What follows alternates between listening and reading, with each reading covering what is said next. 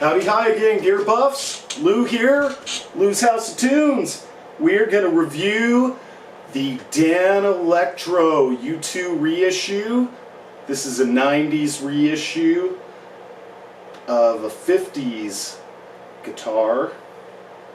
Now these 90s ones, a lot of them have the matching headstock. I noticed that some of the newer reissues of these Danos do not have the matching headstock, which is pretty cool. This is a seafoam green color. It's a little more rare than some. I got this used off Reverb for a really good price. I remember in the 90s when these came out, there was a guitar store in Santa Barbara that carried these. And I remember looking at them, and I don't believe I ever picked one up and played it. However, I recall thinking that they just seemed kind of toyish. However, I couldn't be more wrong. Jimmy Page made a similar Danelectro model. It's a different model than this, pretty famous. His was a double cut, and I am forgetting the name of that model right now, but that's okay because we're not reviewing that model. We're reviewing the U2 reissue. This has the lipstick case pickups, single coils. It's got volume and tone for each pickup. The tone is in the middle here. This is for the bridge pickup. This is the neck pickup. You got your three-way selector switch. This one is nicely aged. It's a early 90s. Someone had stickers all over it. I don't know if you can see that. There's a little bit of glare from my lighting. But that's pretty much why I got such a good deal on this model. It's got some marks where the sun faded it, where the stickers were. Now this is an amazing guitar for the price. I really couldn't believe it.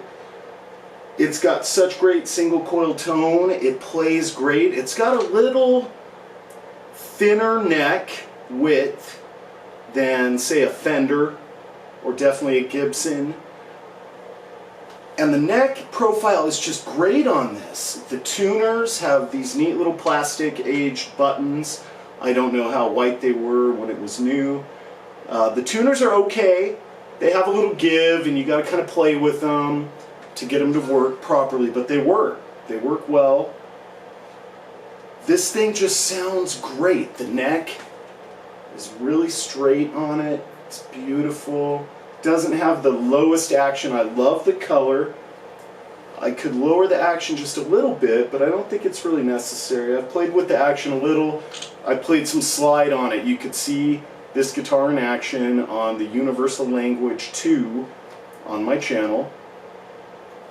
And I had it set up a little differently for slide. I had it tuned to open G, and I had adjusted the action just a little bit for that. And I was having a lot of fun playing slide on it. It's got the rosewood neck. It's got the green all over. It's a little scratched up on the back, a little buckle rash. All in all, this is an amazing guitar for the price. I would have liked to have actually picked one up and plugged it in back in the day, but I just kind of disregarded them in the 90s.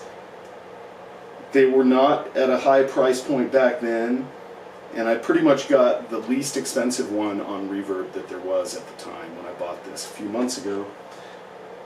And I couldn't be happier with this guitar. It was like such a sleeper. It was way more than I expected it to be. The tones I was getting out of it, the single coil, it's very chimey. It's got what appears to be a steel nut on it. It's great, it's fine.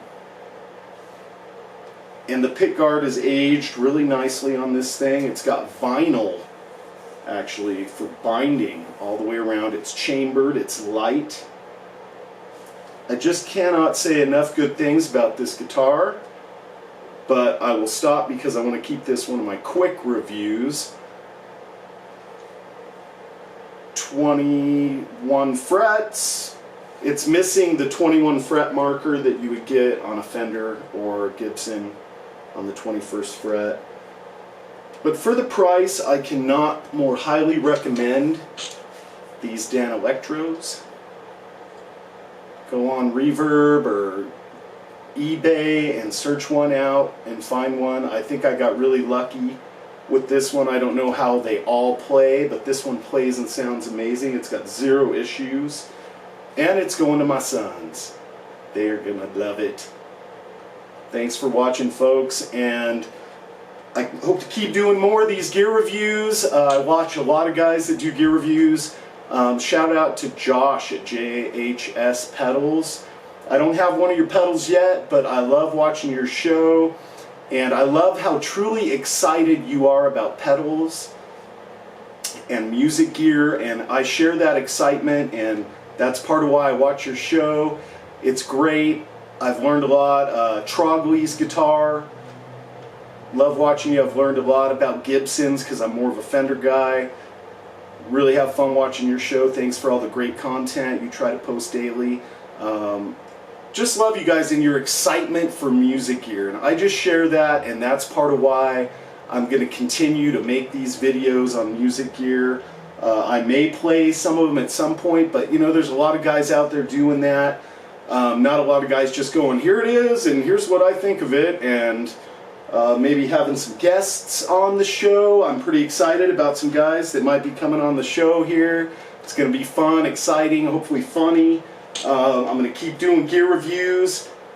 Keep loving your music gear, guys and gals. It's exciting. It's inspiring. Try new stuff. You're going to get new sounds.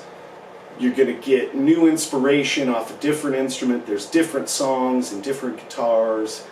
Different inspiration from different pedals and amps. And just thanks for tuning in. If you like Lou's House of Tunes and these quick gear reviews, please hit like and subscribe. Hope to see you again real soon.